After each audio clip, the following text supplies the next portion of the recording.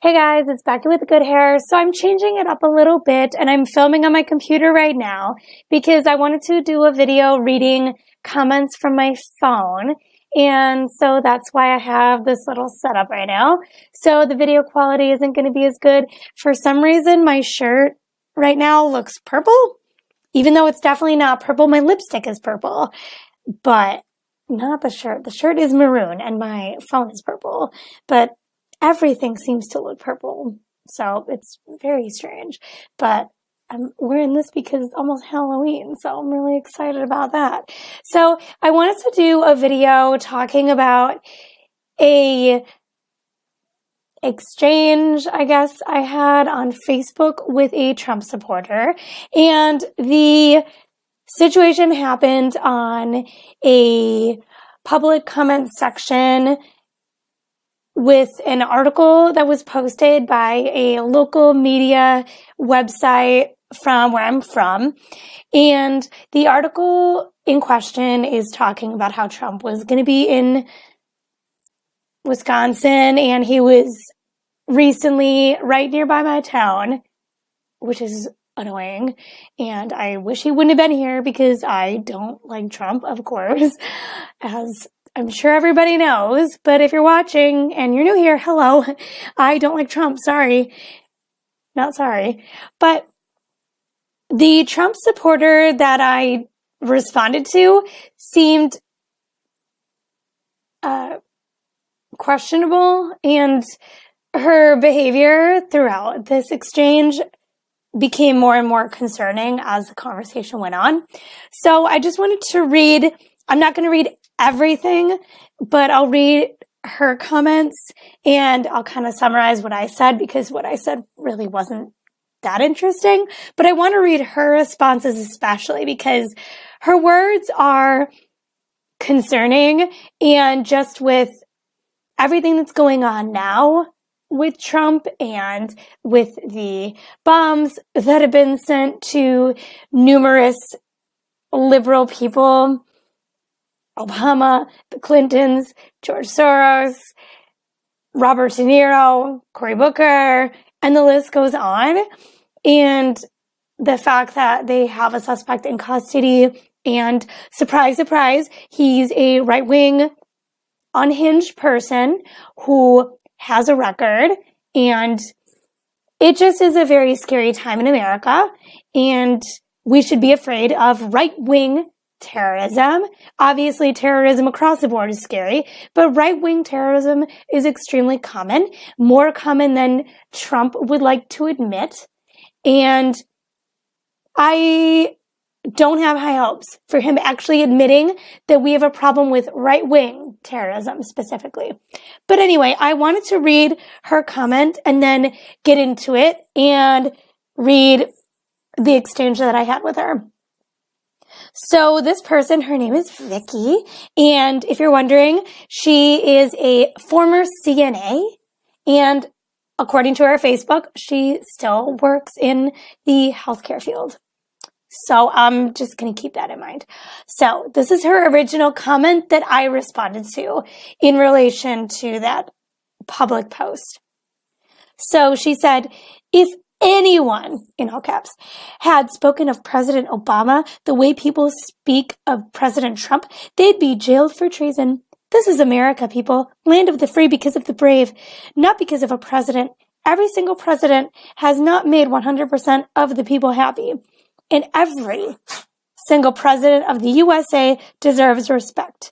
You don't have to like him, but respect them. Allow him to try for his 4-year term. Then replace him. We are not doing any good for society by bad-mouthing any current president. Oh, and if you don't like it here, you could always move to Canada or another country. Smiley face. So, right off the bat, this person is basically saying to respect the president no matter what, which is lovely, but like she said, we live in the land of the free because of the brave, and that includes the First Amendment, in which you can critique any president how you see fit. And I personally don't agree with any sort of violent rhetoric or anything like that, but any critique of a president is going to happen. So, like she said, not everybody's going to like a president. So, therefore, people should be able to critique a president. It's included in the First Amendment as long as there are no violent threats to that person's life. So, I responded to that because I feel like at this point I've just had it with Trump supporters, and I want to comment back because I feel like it's reached a point where it's just dangerous, and a lot of Trump supporters in this country currently are dangerous. So I commented back to her, and this is what I said. I said, clearly you weren't around when Obama was in office and right-wing terrorists went off about how triggered they were that we elected our first black president. But go ahead and rewrite history. I was referring to all the racists in the streets who were making disgusting effigies and everything of Obama, and we heard people on Fox News and elsewhere making really disgusting racial comments about Obama, Michelle Obama, and it went on for 8 years. So I think it's a joke that she is completely disregarding that, either doesn't remember, doesn't want to remember, is ignoring it, whatever the case may be. She's obviously wrong. We know what happened for the 8 years Obama was president. And racists did not treat him well. And they did not treat him well on national television. So I'm sure she watched a lot of those clips if she's a Fox News watcher. So she probably saw it happen and just didn't care. So she responded and said, kiss my ass. Grow up, and if you hate America so badly, move. No one's going to stop you. So in my response, I wrote that she's triggered, clearly, and that Trump had told us we need to live in harmony during the speech that he gave when he was here in Wisconsin. And I told her that this isn't North Korea. We have the right to the First Amendment, so that means we are able to critique our president, and this isn't a dictatorship. Even though Trump doesn't like that, this is not a dictatorship currently. And I said that just because we're critiquing the president, that doesn't mean that we need to leave the country. So she didn't like that. And she said, you are a bitter, evil person. And maybe you need to reread your last response to my right to the First Amendment. Oh, so now we're allowed to use the First Amendment. Freedom of speech. All that I was doing, just like every other person who posted on here was doing, including you. Haters gonna hate. Oh. Take a look on the mirror. In the mirror, I'm assuming she means. But I'll look on the mirror. Okay. See what you're teaching the next generation is all I'm saying. Again, my right to the First Amendment. So she, in her first comment, is saying that she does not agree with the First Amendment because she said that if you don't like something, you have to move to a different country. But then now that I'm critiquing her, now she thinks that only she has the right to the First Amendment. So that's interesting. So I told her that clearly she's very triggered because she's not offering any counterpoints and she's just name calling. And I told her to be cautious of what she says on social media because people can easily screenshot things. And I said, that's just an FYI. And so she said, ditto. An FYI to FYI to you too, I'm guessing. I don't need to continue to discuss politics with a child. Oh, I'm a child now. Okay. So I'm going to choose my battle on this one. You're not worth my time. Please reread my original post. I'm tired of so much hatred in America. Period. Bye-bye. Your original post said that anybody who is critiquing a president should move to Canada. That, by definition, is anti-American. So I was just pointing that out for you. So you don't like that, clearly. So I told her that obviously she doesn't like her comments being corrected when she's perpetuating false information, and that she needs to be prepared for her comments to be scrutinized if she's going to post public comments. That's just a part of social media. So I said that I guess having her comments scrutinized must be triggering. So she responded back and said, "You are a silly little girl. Now shush your mouth and go to bed. It's past your bedtime. Nighty-night, baby cakes." So I wrote back and said, "You're kind of proving my entire point, Vicky." Because she's calling me the child. And she's the one saying baby cakes on Facebook to a complete stranger. So then she commented back and wrote in quotation marks, "Triggered. Do you know any other words, or are you the one who's a loose cannon? And should I report you for harassment?" She didn't spell harassment right. She wrote harassment to the police and show them every time you used that word in response to my post. You were posing as a threat to me, and now I fear for my life. So at first, when I read that, I thought she was kidding. And I thought she was like, "Oh, haha, triggered. Get it? I'm going to call the cops on you." As the conversation went on, I realized that something was off with Vicky. So I told her that I haven't called her any names, and I told her that her leader, Trump, is the one who obsessively uses the word triggered. And I said, now that someone's accurately using it, now you don't like it. And I said that throughout this entire thread, you've offered no concrete arguments. And I told her that it's quite concerning that you even joke about reporting to the police that someone is correcting you on Facebook when you make inaccurate statements, and that you therefore fear for your life. That would, ironically, be the textbook definition of being triggered. So she wrote back, and then this is when I realized that maybe she wasn't kidding.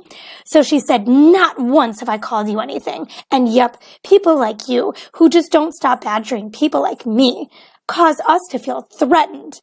I have every screenshot. If anything happens to me or my family, you will be the first person they look at. Stop harassing me. You are clearly an irrational person who just can't stop bullying people. Now leave me alone."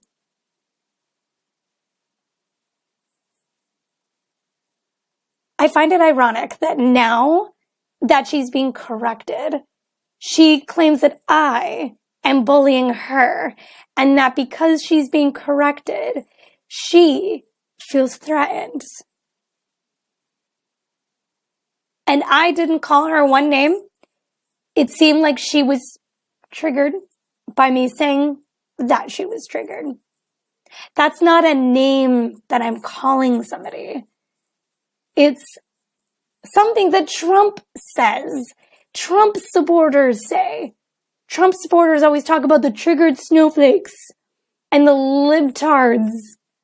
So I'm using the word triggered in an accurate situation.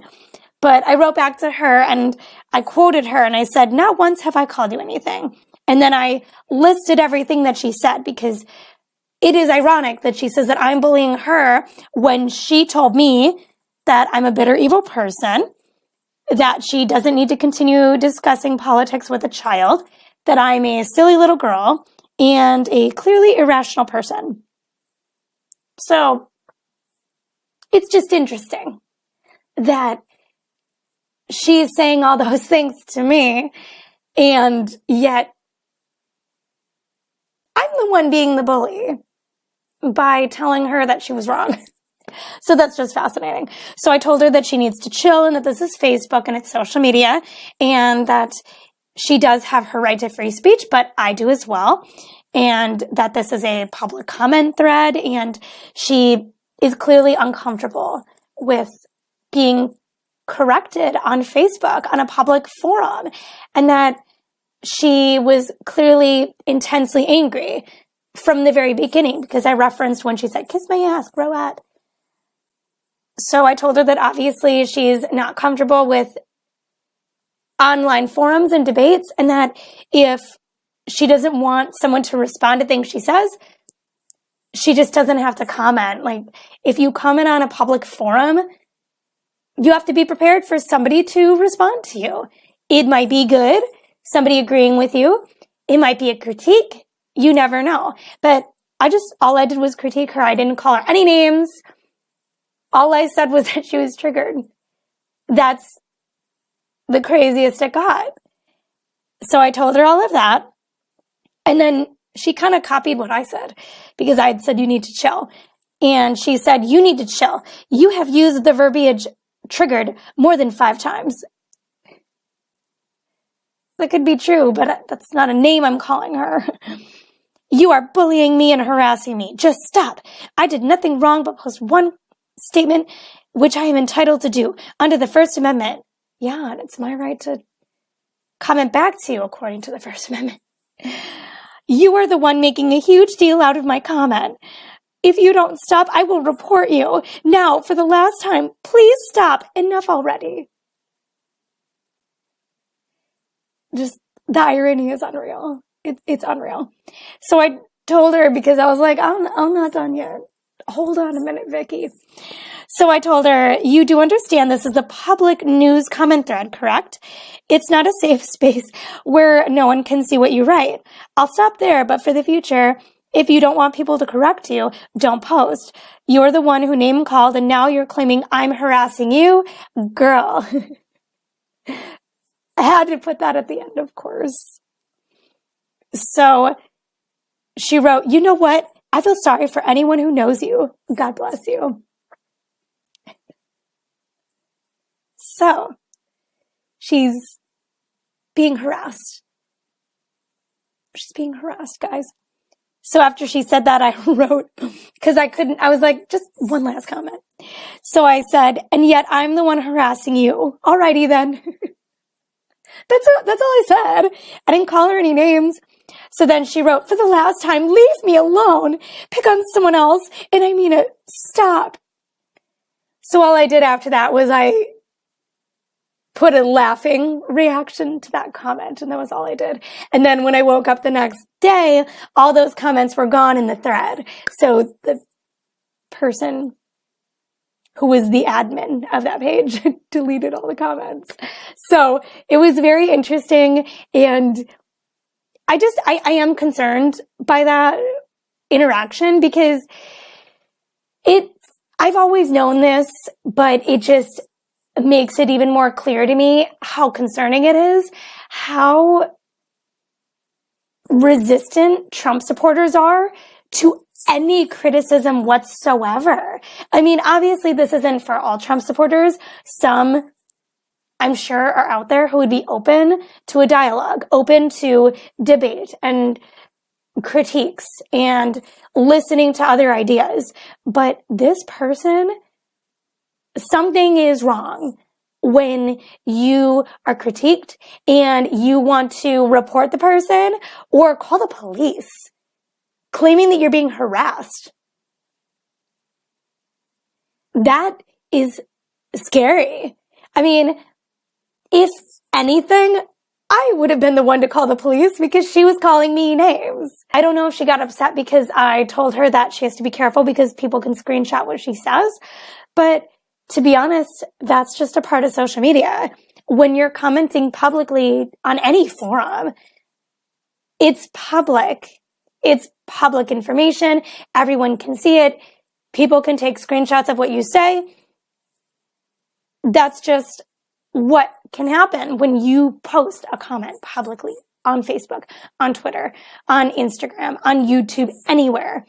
Your comments are public. So that's why a lot of the time when people are trolling and writing violent and offensive things on any forum, they post from anonymous accounts because they don't want their real identity linked to that account, but they still want to troll people. But I don't know if she's just somebody who doesn't know how to use the internet and doesn't know what Facebook is and social media is and doesn't understand that that's public. Everybody can see what you're writing and everybody is able to respond if they're on that page and can see that page. So it's just scary. that somebody felt so threatened by being corrected, just corrected, that they went down this hole of like, you're harassing me, you're bullying me, I'm going to call the cops, I'm going to report you. Just for someone telling you, you know what, like, that's not accurate. What you're saying isn't right. She felt so threatened by that she was going to call the cops on me or report me. That blows my mind that somebody is so resistant to any sort of dialogue that they just feel so personally threatened. I'm an opinionated person, but I don't mind my ideas being challenged. I get crazy comments from people all over the place, and if they're violent or if they really are bullying, then I do something about it. I block that person, I report that person, what have you. But if they're simply saying, hey, I don't think you're right, or what about this? I don't feel threatened. I just think, oh, what about that? Let me fact check that person. Let me get on Google and see what I can find to back up my ideas and have a dialogue with this person. I think it's a scary place to be mentally if you feel threatened just by your ideas being questioned or being corrected when they're wrong, when they're factually wrong and we can back it up and we can fact check you. I mean, just the idea of how, oh, if anybody said anything bad about Obama, they'd be arrested for treason. Where were you for these 8 years? I mean, did you own a TV? Were you online? Did you talk to anybody who was in the streets, who was a white racist, who was against him being elected simply because of his race? I mean, I don't know how you could just be that unaware. I don't know. It just is scary. It's scary to think that somebody could just feel so threatened by their misinformation being questioned. I mean, it was just misinformation. And she's misunderstanding what America is. America, like she said, we have the First Amendment. Part of the First Amendment is critiquing the president, critiquing anyone. As long as you're not threatening violence against somebody, it's perfectly legal. It's scary when people don't understand the First Amendment, but they think that only they have the right to the First Amendment. They don't understand it fully. They think the First Amendment means I get to say what I want, but you don't get to say what you want. You don't get to correct me. I get to write a comment, but no one gets to comment back to it. That's not how it works. On a public forum, in a comment thread on Facebook, people can see what you write. People can comment back. If you don't want people to comment back to you, then don't comment on public forums. That's it. Hundreds of people are looking at that comment thread. People might comment back to you and tell you, you know what, you're wrong. And you have to be prepared for that. I'm going to end it here because this lighting and video quality is a hot mess. I know, I apologize. Just wanted to get on here and share that interesting story with you guys. If you liked this, please give it a thumbs up. Be sure to subscribe to my channel if you aren't already. And be sure to click that bell. That way you're notified when I drop new videos. And I will see you guys next time. Bye.